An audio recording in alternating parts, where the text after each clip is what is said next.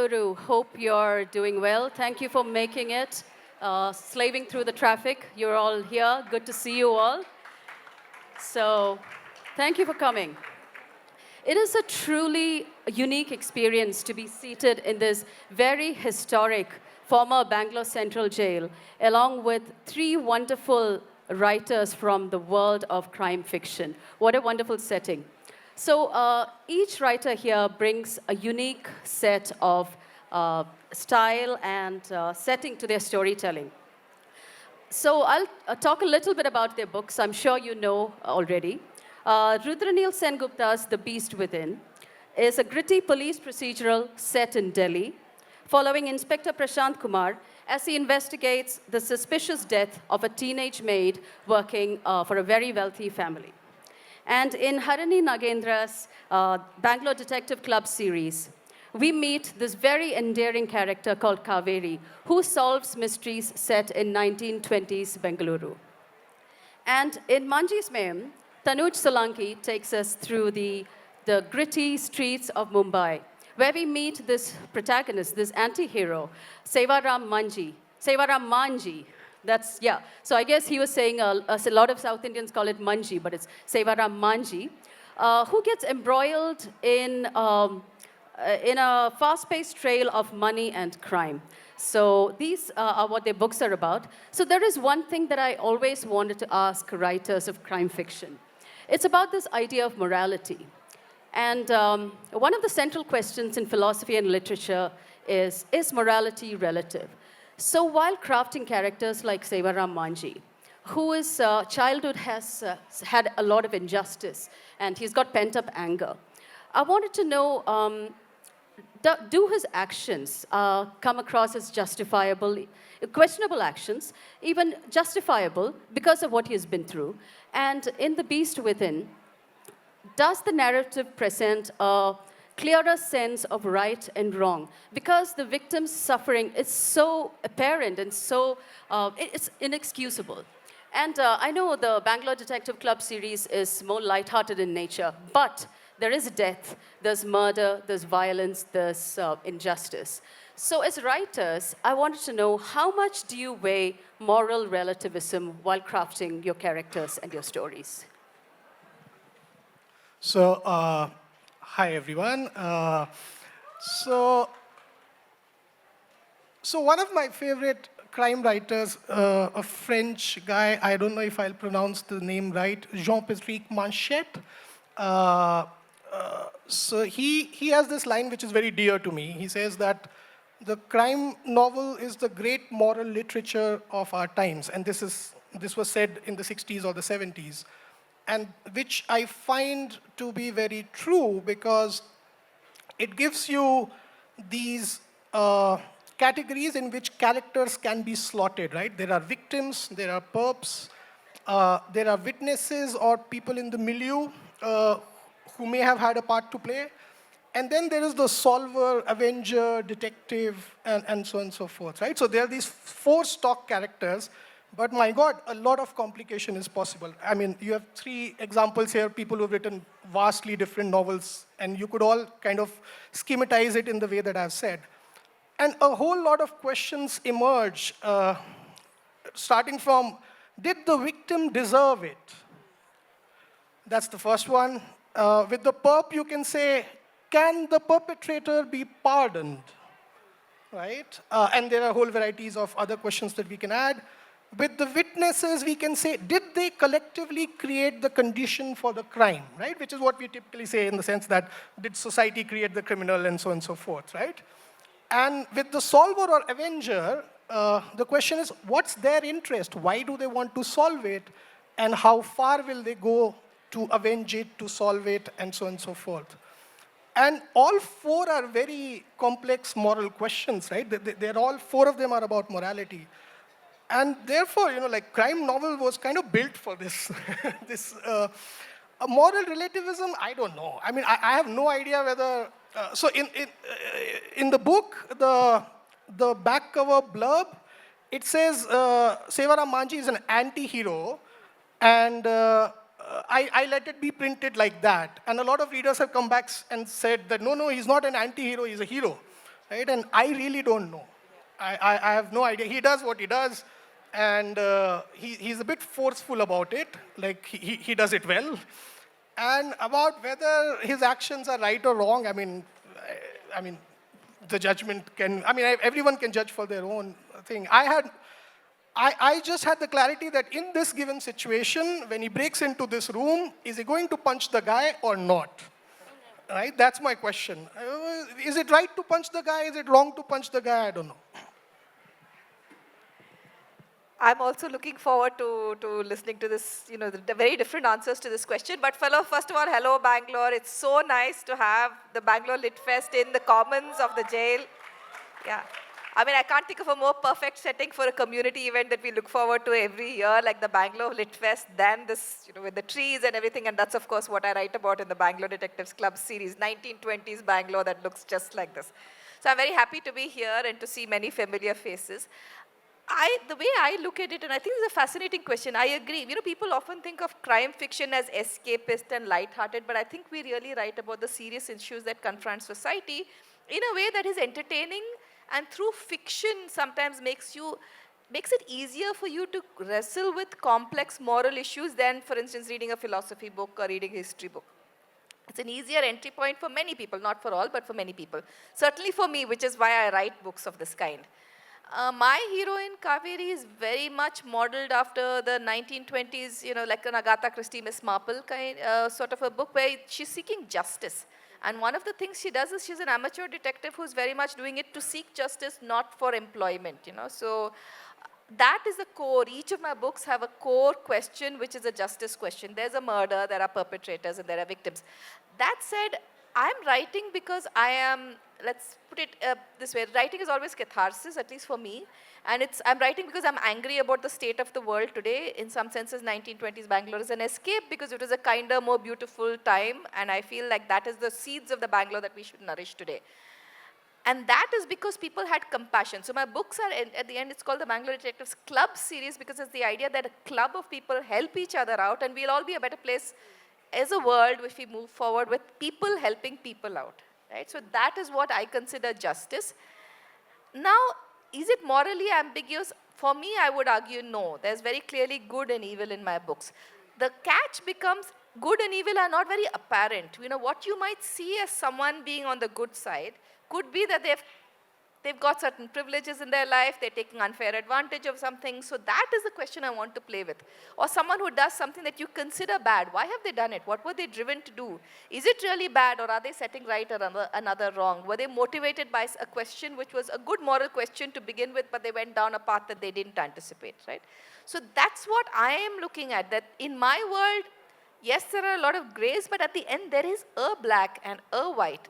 But the black and the white might not be what you see, what's apparent at first shot. It might be something that is hidden in layers, right? And I think the real answer that I am seeking at the end is how can we all be kinder to each other and help each other out a bit more, right? Which is, I think, again, why I think the jail and, just the complex history of the place we are in, the independence movement, fiction books are very good ways to explore a lot of these questions.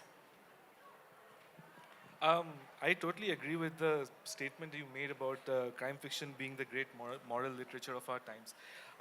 And I think that is basically what the focus of crime fiction is. It's about looking at morality and trying to understand. Okay, can you hear me now? It's looking at morality and trying to understand the various shades of what is considered right or wrong. And this is something that I had to sort of wrestle with myself as I was doing the research for this book. I'm a journalist and I do a lot of crime reporting. So I get to see this world up close quite a lot. And I'll give you a small story of something that a police officer once told me. This lady police officer who I worked with closely, she was working on a case which was very puzzling, which was in this Delhi, very densely populated Delhi neighborhood. A 6-year-old girl disappeared one day. She was out playing on the streets in front of her house and she disappeared one day. And then the police were looking and couldn't find anything. But a day later, the girl came back on her own And she said that this one man took her to his house, but he treated her very well and fed her dinner and told her stories and things like that and dropped her back the next day. And so the police closed the case. Girl was back, no harm done. But this repeatedly happened about 4 or 5 times with different girls of around the same age from the same neighborhood. And then the police went back on the case and they traced this guy. And it turns out that this is a single father who'd lost his daughter, who was 6 years old, and basically had lost his mind after losing his daughter and was doing this kind of to feel again like a father. And so I asked the cop, and I felt really empathetic towards the man. So I asked the cop, what did you do with this guy? She gave me a very clear answer. She said, we prosecuted him according to the law. He's in jail. And so I wrestle with that question of, what is the morality here? And what's good or what's right or wrong? And you can scale this up. Yeah, okay. And you can scale this up like indefinitely because there's no end to human cruelty. You see, thieves and robbers in Delhi quite often get lynched to death. But you can have world leaders who are committing openly genocide, and they sit with other world leaders and sipping wine in their 5-star hotels and shut down anybody who says genocide. So, it's such a difficult question, morality. And that's what I think in crime fiction, if you can handle that gray area, you have a very successful book. Yeah, very interesting observations. So on that note, I'll ask a related question. So crime fiction generally focuses on crime and detection, but all your stories embed deep social and political commentary, things like caste, class, gender, women's issues, even religion, form a very critical part of the characters' lives, but not just that, it also forms a very integral part of the storytelling process. So I wanted to know, how consciously did you weave in these elements? And also, how do you balance the demands of genre storytelling with these overarching social themes? So for me, it was like some of you might have read the novel in question, Manji's Mayhem. Manji is a certain surname, right? And so that was the a priori condition, really.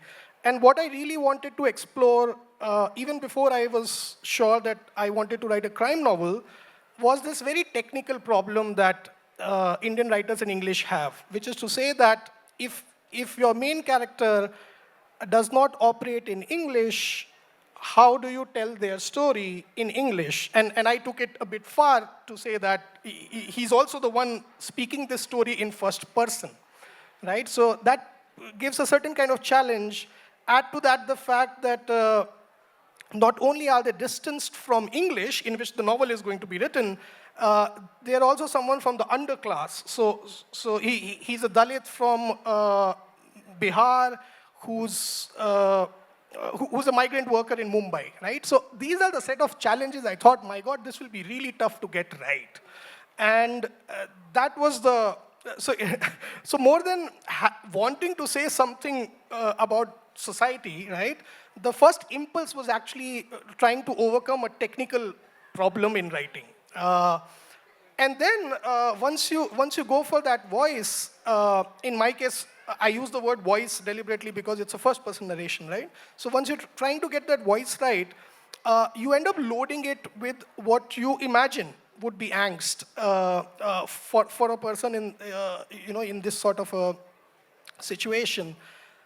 Then another technical problem comes, because if I do it to excess, right? If it's too much of this, my God, Dalit migrant worker from Bihar who's working in, and if every third sentence is kind of reminding the reader of that, that surprisingly leads to the reader think that this is inauthentic, right? And so finding the right balance, you have to, the man has to play himself, but he can't be playing himself in the way that I think are the main traits of his life, right? So, and one very simple thing I did to manage that was, he's a man, a working class man, so where does he eat?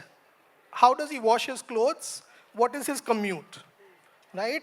Those things he shares with all caste, class sort of boundaries. So if I can get those right, the other parts where let's say he expresses something about, my God, in Bombay there are these Brahmin-only buildings and I can't get in.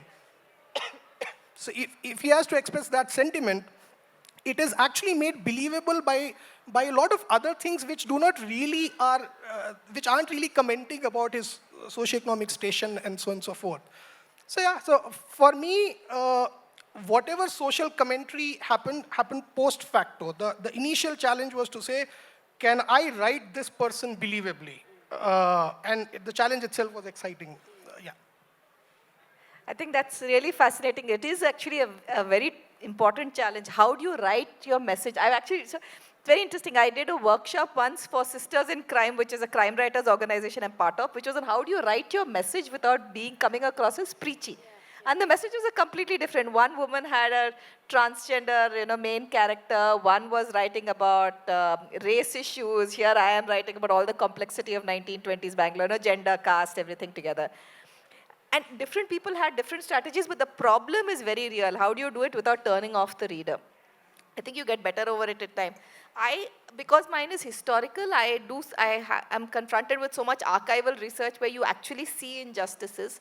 And so that is what I'll end up weaving in. For instance, I didn't know this, as an ecologist, I didn't know this, but I realized after I started reading it that when you eat in banana leaf plates, they're only given to privileged castes, and when you eat in leaf plates, they're only given to oppressed caste people.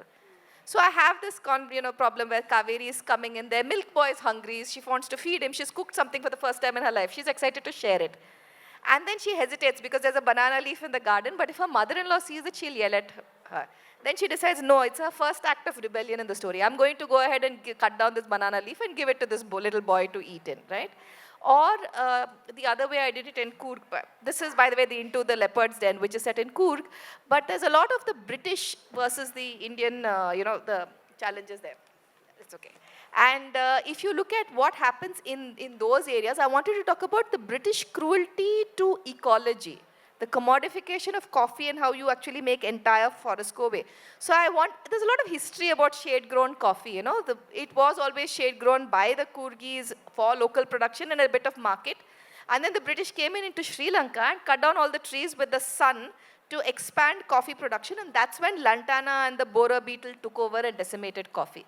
How do you weave this into a crime story without making it dull, info dump of ecology? So I have Kaveri walk with Ramappa, who is the estate manager, transpose Sri Lanka to Coorg, and talk about the history, saying Fowler was this Brit guy who first came to Coorg, and he ended up whipping Ramappa, my fictional character's father, because he ordered him to cut down the trees, but Ramappa left one large tree which had a hornbill nest, because hornbills... So you weave in a bit of ecology, you also get the story to proceed, and you get better at it. But I have to say, in my first book, I didn't get so good, because the first book, one of the things my editors told me is there's a little bit too much ecology love going on in the land. And so in my response, I think I took out most of the ecology. And now I'm getting better at weaving in issues that I want to weave without overwhelming the story. You learn. I'm going to hold my mic really close now. So, when I started writing my book, I had a lot of judgments, a lot of preconceived notions about various things, a lot of messages that I wanted to convey. But as I went deeper into writing the book and as I went deeper into researching, which basically means I was spending a lot of time in crime-ridden areas in Delhi and spending a lot of time with the police, I started getting very confused about my own judgments and my own preconceived notions. Every time I looked at those things a little bit, it started kind of dissolving, and I couldn't really hold up the same judgments anymore. And so at some point, and also my editor told me, help me with this. She said, can you just suspend the judgment and have fun? And so I actually, that's what I did. I forgot about the messaging. I forgot about the judgments. I was like, let's just be observational. Most of my book is actually, though it's a work of fiction, almost everything that happens in the book is are real things that have happened to real people, which I've either witnessed or I've been told. And so I was only too happy to drop the messaging, to drop all the ideas of, you know, uh, trying to convey what I feel about things. And I simply kept it observational, simply just went with what actually I saw with my own eyes or heard with my own ears. There is only one message in my book that I stuck to, that I did not remove, and in my next book it's going to be amplified, which is that my real job is to take care of community dogs and cats, and I feed a lot of street animals. So, and I have a character who does the same in my book, and that is a message that I am going to stick to because it is the one message that I feel extremely strongly about. And yeah, that's about it. It's so lovely to hear that. So, another thing that I found common while reading your books is this strong sense of place. So, all the books are set in different cities. There's Bangalore, there's Coorg, there will be a Mysore soon, there's Delhi, Mumbai.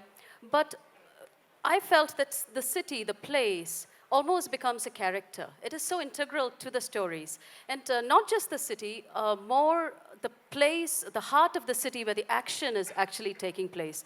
And I believe that, Rudraneil, correct me if I'm wrong, I believe that you went to all these places and researched the places before you started writing the story.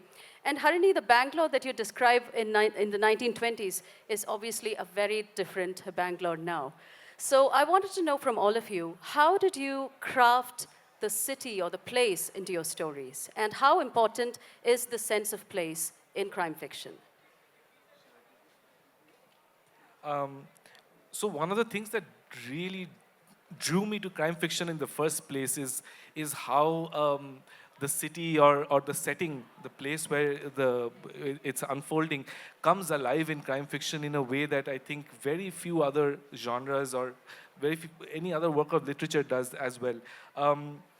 For example, Ian Rankin, Inspector Rebus in Edinburgh in the 90s. Or there's Skjoal and Walu are two Swedish authors writing in 1960s Stockholm. And I feel transported to these places when I read these books. And I wanted to do something similar. Again, like I said, I am a journalist, so I was already exposed to these places quite a lot. But I was reading an interview with Skjoal and Walu about how they approach their books, and I found something really interesting and fun that I wanted to replicate myself.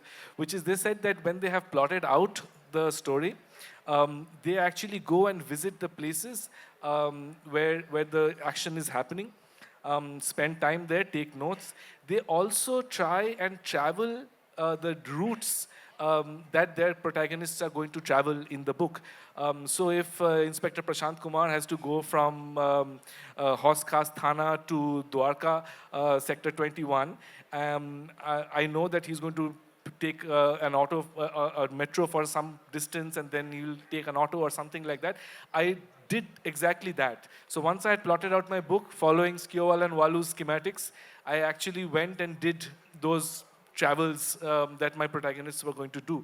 And I found that, firstly, as a process experience, it was fantastic. It was so enjoyable to see Delhi like that with no other objective but to observe how I'm traveling. And of course, one of the other things that is in my book, because I also saw this happening all the time, is that while I was in the metro or in any kind of public transport, everyone around me was on their phone. Nobody was looking up from their phone. Nobody was seeing anything that was going past them or what was happening around them. And my job was actually to notice everything that was happening around me. So I found that a very fascinating and funny experience to be the only observer in a compartment full of people who were looking at only their phones. Yeah, so I thought that was a very rewarding experience to actually track every movement that my characters were going to make. So for me, Bangalore in the 1920s is very much a character. It's so much part of my story that, that's why it's the Bangalore Detectives Club. And I have to start thinking about how the city was. I mean, I love historical fiction. I love getting to know a city through and typically it's crime novels. So if I'm writing readings, let's say, I'm also, I guess, by far the oldest on this panel, and I belong to a generation of India that grew up reading Enid Blyton.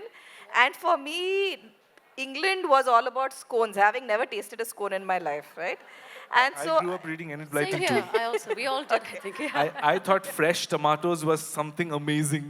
Because yeah. Do you know brisket is not a biscuit? Like, last year I learned that. Right. But food is one way you get the city. So this is why I have food and old recipes of Bangalore, because South India is not something people don't know South Indian cuisine. They think it's all about dosa and idli and sambar and you're done, right?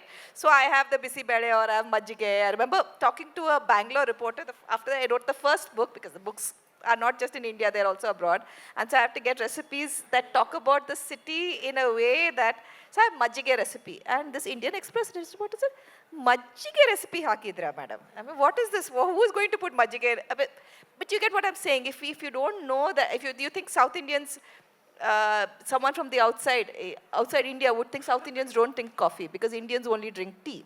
So how do you get food is one very important part of the city, which I bring in the history through, but it's also I'm a lot of the time trying to think of place and setting from different characters' eyes. For instance, Venu, the milk boy, the boy who supplies milk, is such a part of the story. How does Bangalore look through his eyes as opposed to Kaveri, who's born into a Brahmin family? She has one view of the city. And I want Venu to be able to push back on her naive do-gooder view, because it is a naive do-gooder view, and for him to come back and say, so there's one part, for instance, in Murder Under the Red Moon, and this comes from actual history, that they wanted to do rat extermination and snake extermination and leopard extermination. They were all vermin. Everything is vermin, okay? And so they would pay you for every dead rat or whatever that you would pick up. And who would take this job? Small boys who didn't have any food to eat. So Kaveri comes and she sees this police station. She's coming to meet Venu, and she's, sees this long line of little boys, bellies distended with hunger, with brats. And she starts yelling at Venu, saying, what kind of a job are you giving them?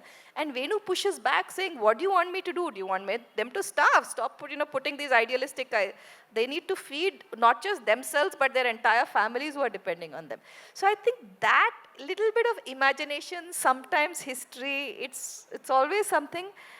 I have to say, but then when you learn about the history, it's very traumatizing also, because you realize, and of course there's injustice in Bangalore too today, very strongly, and all our cities, probably much more than rural areas because the contrasts are so extreme.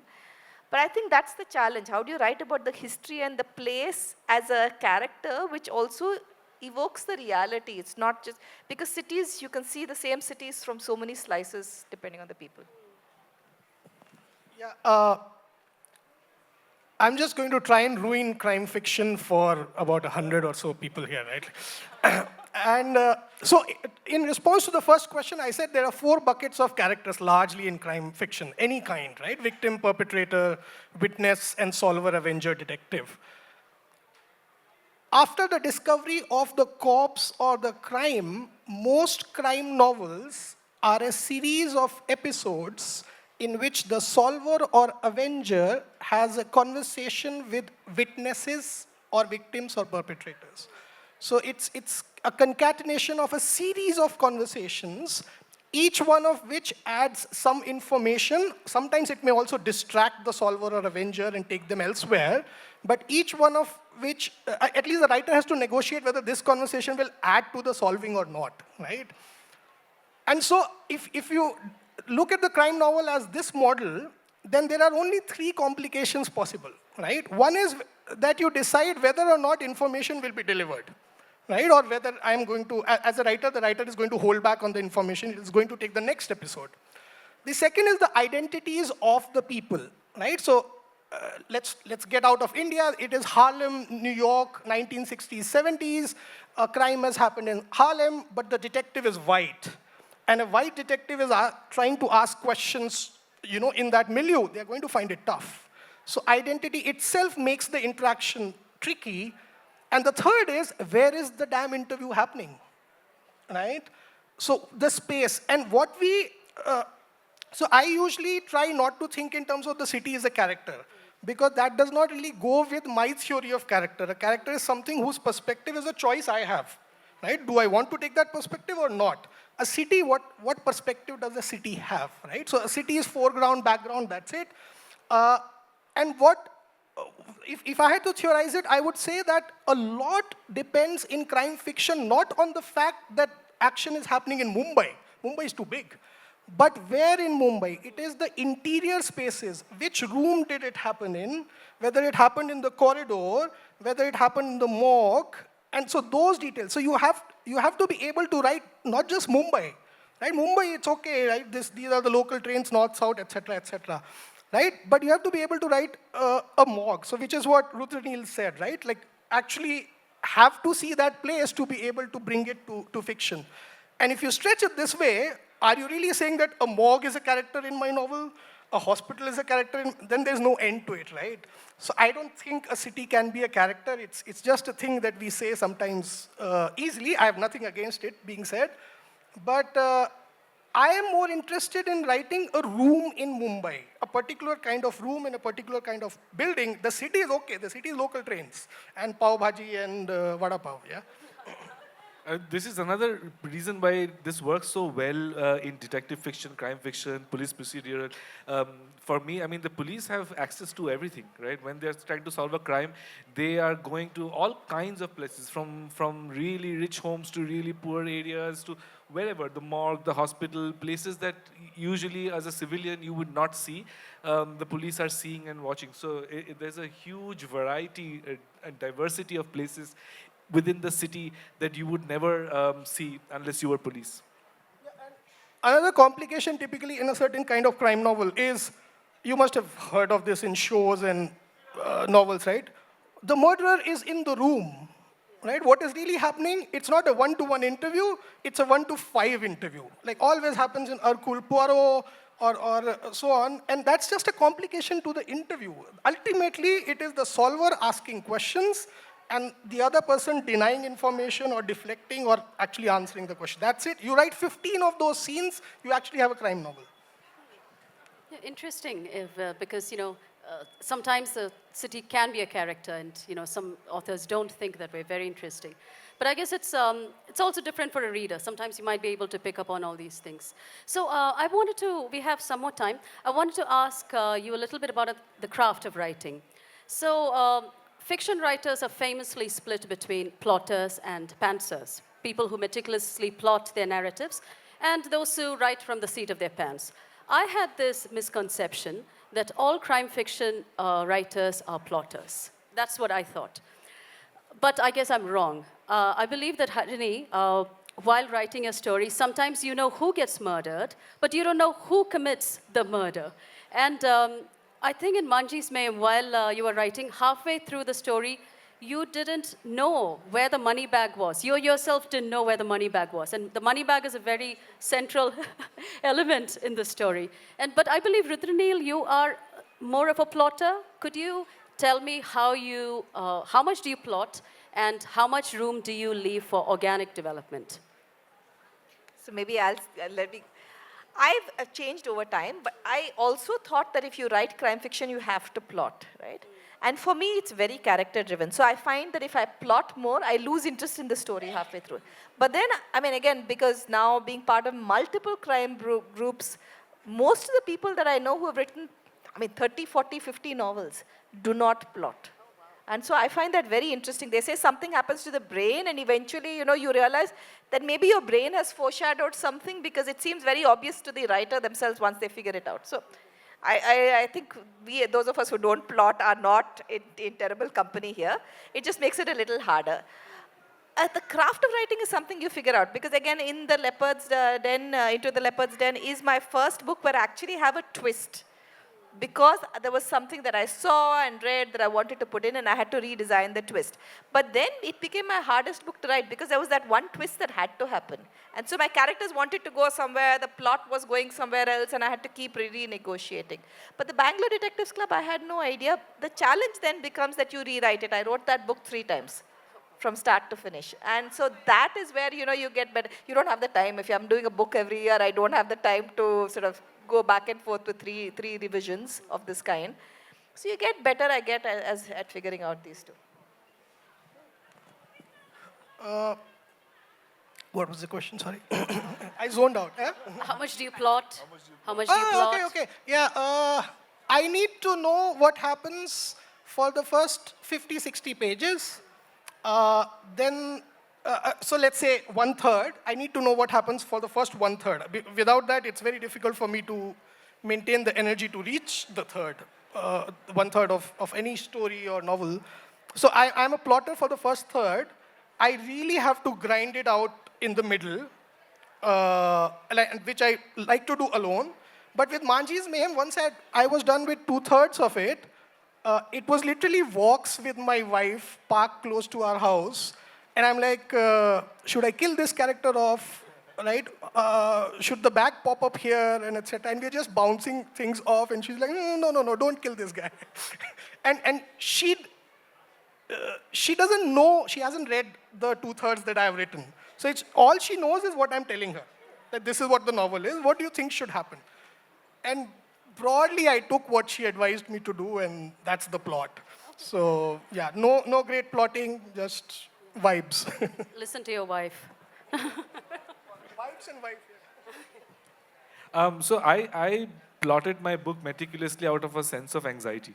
I'm a first-time novelist, so I thought if I don't have absolutely everything already plotted out, the book is going to fall on its face. What eventually turned out was what they are saying is that I had to abandon many parts of my plot as I was writing because my characters started speaking to me. And so as my characters started expressing themselves more and more and developing themselves in my own head, I realized that some parts of the plot just don't fit. They don't fit the characters' motivations, they don't fit who they are. And sometimes they didn't also fit the realistic portrayal of police that I wanted to show. And so while it was largely plotted out, like the big points were I knew who was the perpetrator, I knew who was the victim, I sort of knew how the perpetrator will be caught. Many of the things that eventually happens in the book happened organically because as I was writing, I felt it was a better decision to make. So I had to find some confidence in my own writing to be able to get there. So like him, I spent the first 1/3 of the book absolutely sticking to the plot, and then things just started happening, which was much more fun. Lovely. So I think I have a lot more questions, but we've got 1 minute for wrap it up. Yeah? No Q&A? Okay, so unfortunately there isn't, we need a much longer session, but I'm sure you can catch these writers. They'll be hanging around here. You Buy can ask the them questions. books. Yes. Yes, buy the books. I mean, Buy the books. he literally goes out and visits the places where the scenes are going to be written. Yeah. Right? No publisher pays for that. So Buy the books, get them signed. You can catch all the authors at the signing station as well. And we've got 30 seconds. In the next 30 seconds, could you tell us when we can expect your next books and what they're about? I don't know. The next book is a book of short stories, nothing to do with crime. It will be out somewhere mid-2026. Mine will be in Kaveri's in Mysore. I'm halfway through writing it. You can expect it around this time next year. My book has the same set of characters, Inspector Prashant Kumar's crime branch unit, new case set in Delhi. I'm on it. I have no idea when I'm finishing it, but soon. Thank you all so much. Thank you for the wonderful session. Buy the books. Buy the books, third time.